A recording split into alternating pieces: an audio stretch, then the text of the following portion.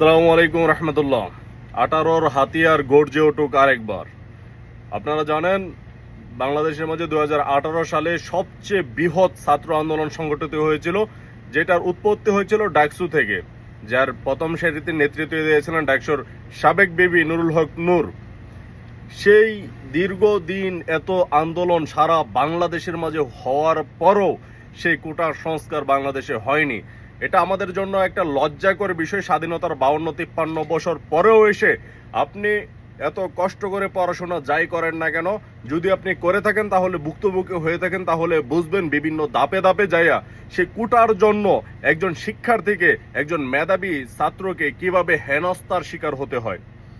যে কোটার কারণে মেধাবীরা বিভিন্ন জায়গায় চাকরি পায় না, বিভিন্ন জায়গায় বলতে কি 100% কোনো জায়গায় চাকরি পায় না।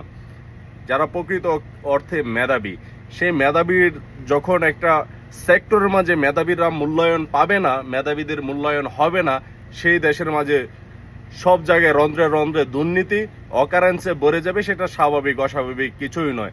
সে 2024 সালে দীর্ঘ 6 বছর পরে এসে আবারও সেই শিক্ষার্থীরা সারা বাংলাদেশের তাদের সেই দাবি নিয়ে, কোটা সংস্কারের আন্দোলন নিয়ে দীর্ঘ এক সপ্তাহ উপরে সারা বাংলাদেশের মাঝে, আজকে দেখলাম রাজশাহীর মধ্যে তারা সব ধরনের ট্রেন বা সব ধরনের যোগাযোগ বন্ধ বিচ্ছিন্ন করে দিয়েছে সারা বাংলাদেশের সাথে।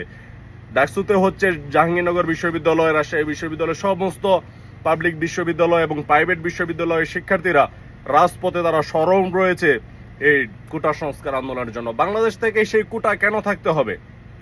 আমার কথা হচ্ছে, সেখানে কোটা কেন থাকতে হবে? সব জায়গায় প্রকৃত মেধাবীদের মূল্যায়ন যাতে হয়, সেইভাবে সব সেক্টরের মাঝে সেই ব্যবস্থা করা হোক। কোটা শূন্য করে দেওয়া হোক। কোনো ধরনের কোটার তো প্রয়োজন নেই। আপনি কোটা দিয়ে কোটায় উঠে উঠে কেন আপনি সেই চাকরি করতে হবে? বাংলাদেশের ইতিহাসে ছাত্র সমাজ, ছাত্রদের আন্দোলন আজও পর্যন্ত কোনো ধরনের আন্দোলন ব্যর্থ হয়নি।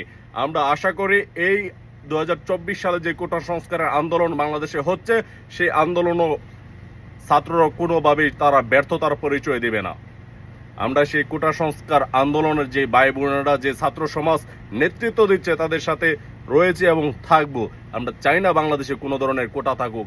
আমাদের পরবর্তী প্রজন্ম যারা আসবে, তারা যেন প্রকৃতভাবে মেধা দিয়েই, মেধাবী তাদের মেধার বহির প্রকাশ ঘটিয়ে যেন বাংলাদেশের সমস্ত সেক্টরের মাঝে চাকরি করতে পারেন।